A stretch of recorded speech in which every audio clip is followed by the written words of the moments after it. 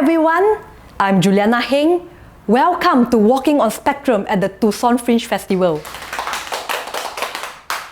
Thank you so much Tucson Fringe for giving me the opportunity to share my story with people from Tucson, Arizona and the world at large. I will be telling you my life story as someone on the spectrum through comedy, spoken word and storytelling. I'm from Kuala Lumpur, Malaysia. Anyone been to Kuala Lumpur before? Great! You did not miss much. We are just the Asian version of Detroit. I have autism. Autism happens when one part of the brain grows faster than others. For me, it's my forehead. Well, less of a forehead, more of a five-head.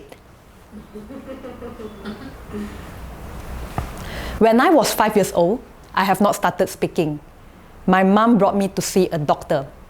The doctor said, "Mrs. Heng, your daughter is like a proton car. The power window to her brain does not work."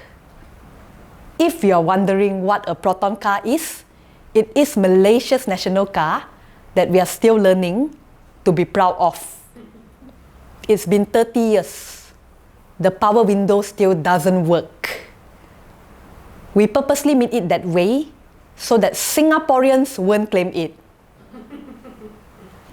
By the way, this joke kills in Singapore. Because of my power window problem, I'm a bit slow. When you all listen to jokes, you will laugh immediately. I will laugh a bit later. Tomorrow. For those who aren't laughing right now, don't worry. You are just like me. This reminds me of your former president, Donald Trump. Every time a Daily News reporter asked him a question, he only tweeted back a reply at 3 a.m. By the way, this twerp is still saying that the COVID-19 is the Chinese bird flu. I may be Chinese, but don't worry. You won't get the COVID-19 from me through YouTube. But because I'm autistic, you might get it tomorrow. Speaking about laughter, according to laughteronlineuniversity.com, there are 15 types of laughter, ranging from the softest to the loudest. As an autistic, I can only pick up 3 types of laughter. The first one goes like this. Ha ha ha ha. That's the real laughter. The second one goes like this. It's the polite laughter, which means you suck. And I pity you. And the third type of laughter goes like this.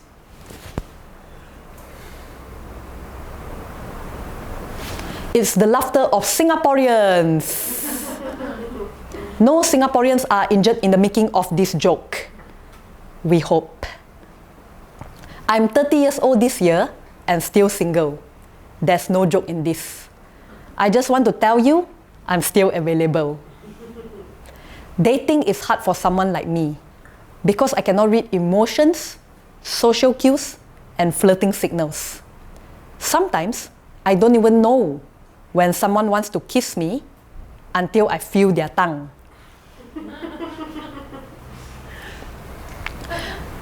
My love life has been a mess.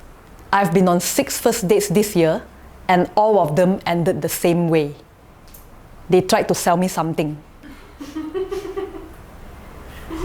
Insurance, travel membership, and a human liver. I bought the liver. You will never know when you need one. I've decided to use an autistic dating app. Many of the people there looks very strange and bizarre. And all I need to do is to swipe up on someone I like. Yes, It's called Pokemon Go. As someone who is literal, I find dating app names very complicated.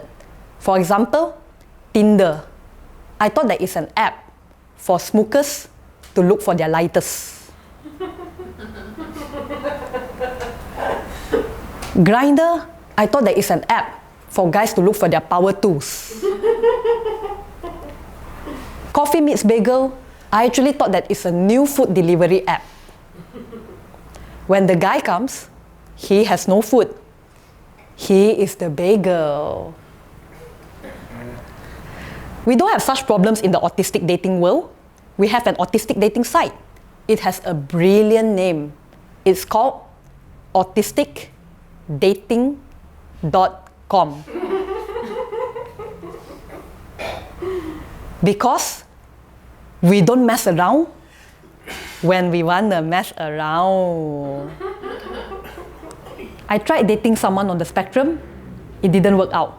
Do you know what happens when two autistic people comes together? Nothing. It's just like putting two pandas together. We think the same, we act the same, we play Pokemon Go separately. Because we are the experts of social distancing. We have been doing this long before COVID days. I've decided to date someone neurotypical because that way, I always get to be special. People can be unkind at times. I once had a boss who told me, Juliana, you don't look autistic. And I told him, what a coincidence. You don't look like a boss. People also say, Juliana, you have autism. Does that mean that you have commitment issues and you are unable to hold down a full-time job? That's not true. My commitment issues and my job issues has nothing to do with my autism. I'm just a shitty person. I was an accountant. I quit. I hated it. It's so boring. Yes, I'm an Asian autistic person who hates maths. My boss told me that my communication skill need work, so he sent me to a workshop. And I learned that if you want people to listen to you, start a sentence with congratulations. So I put that into practice immediately. Congratulations! You have all the time you want in the world. You are fired. Congratulations! You don't need to pay rent anymore. You are homeless. Congratulations! You can stay in bed as much as you want. You have COVID. People said that vaccine causes autism. But thanks to COVID-19, people are actually demanding for a vaccine. There is a conspiracy theory that states researchers have already found the vaccine for COVID-19. Just that they are still finding out how this vaccine can cause autism. Since when autistic people become so in demand? And yes, I volunteered to be part of their pilot testing. And today, I can say I am super autistic. I'm so autistic that now I'm off the spectrum. People told me, Juliana, you have autism. You cannot drive. That's not true. I am a very conservative driver. My maximum speed limit is only 50 miles per hour on the oncoming lane. Even better, I'm actually an Uber driver back home in Asian Detroit. Don't worry. The power window to my car works. Uber sent a message to my passengers informing them that I'm disabled. I appreciate them for doing that, but there's a problem. They did not state what kind of disability I have. Because of that, every time I drive up to my passengers, they will cancel on me when they see me in sunglasses. With that, this marks the end of the comedy section of Walking on Spectrum. Thank you. We are now moving on to the next section of Walking on Spectrum, which is spoken word.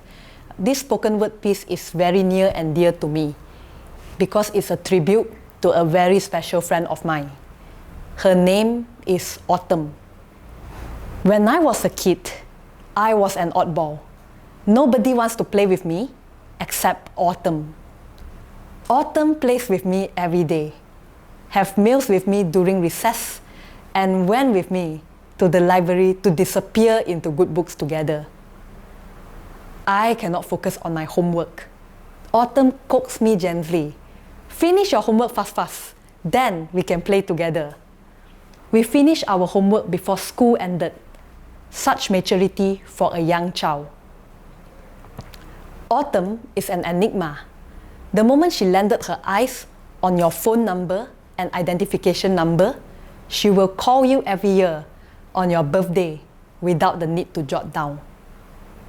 One day, some of my classmates told me, "Loser, you are unworthy and won't amount to anything in life." As the world around me crashes, Autumn came over to cup my ears, mouthing these words: "You are awesome. You are enough. You are love." Autumn is not perfect. Autumn can be hard to hang out with at times. Her obsession with order and straight lines in her homework, random echoing of people's words, peculiar way of clapping her hands can be very annoying. She dislikes it when I hug strangers. Hey, you got to know the person first before letting them hug you, okay? In spite of her yin and yang, I enjoyed her company most of the time. She taught me how not to give a damn and love myself no matter what. We finished school and we are going to start working. I went for a job interview, aced it, and got hired. Congratulations, Juliana! You are hired! Thanks. Can you do me a favor? What will that be? Can you hire my special friend? Her name is Autumn. She is a hard worker with strong work ethics. My boss then said, "I'm sorry, we only hired you. Leave Autumn out of this." I was shocked. I was sad. Because Autumn is not just a friend. Autumn is a part of me. Autumn is the name of my autism. As an autistic, we are earnestly seeking acceptance. Hear me out. We are so unique that people find us so hard to understand that they label us as a puzzle when we are the ones who complete the puzzle. My nickname as a child is Jaja Binks, given by my own mom because I'm awkward and drop things often. People said that Jaja Binks is George Lucas' mistake. I disagreed. Perhaps George is already factoring autism acceptance and neurodiversity into Star Wars to include us special people. One day, a friend asked me to park at a disabled parking spot. I said I can't because I don't have a disability card. My friend then asked me, why didn't I apply? And I said, I will never apply unless they change it from disability to different ability. The first two letters of autism is AU. AU is the symbol of gold in the periodic table of elements. Therefore, the inner world of an autistic is gold. Thank you so much. I'm glad that you love Autumn as much as I love her. Thank you.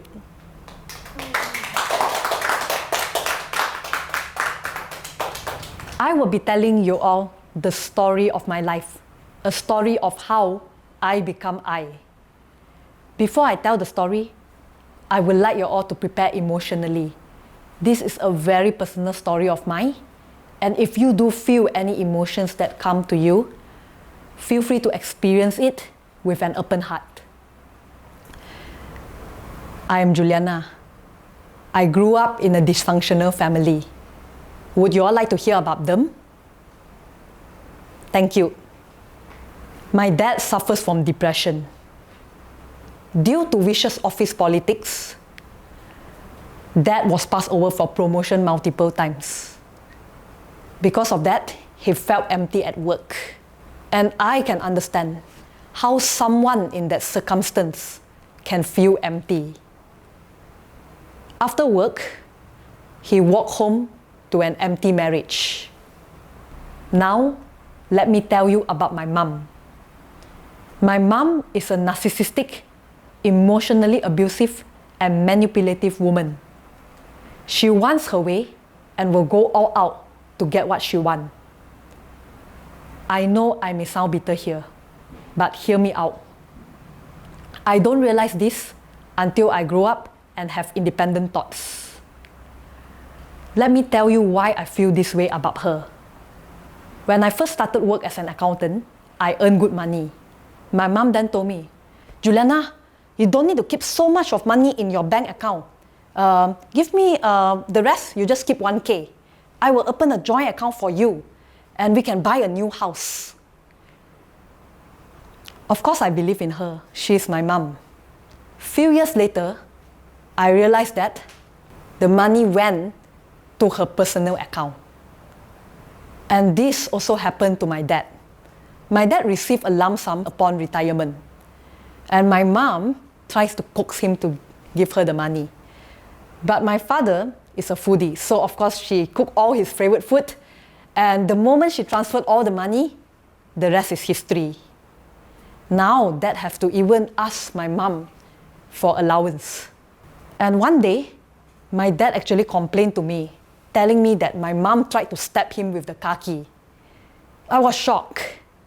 My dad is not someone who would lie on this matter. So I confronted my mom on this. My mom did not deny it. She said, "Oh, even if I were to kill your dad, I have proof that he is mentally ill and tried to attack me. And me stabbing him is just self-defense." I fear for my life and my dad's. And now let's move on to my younger brother. My younger brother is an accountant. At work, he's a yes man. At home, he's a monster. He believes that he is always right. And also, he's hot-tempered and physically abusive. One day, we had a disagreement. He was upset and he just threw house keys at my face. The house keys had spokes on it. Had I not wear my specs, I would be blind. Dad tried to stop him. Dad marched up to him and said, "No fighting in the family, son." Instead of obeying my dad, my brother clenched his fist, wanting to punch my dad. When I stepped in, he punched me relentlessly on my dominant arm. After that incident, I was traumatized. I tried to leave home, but my mom said, "The world is a scary place. No one loves you except me."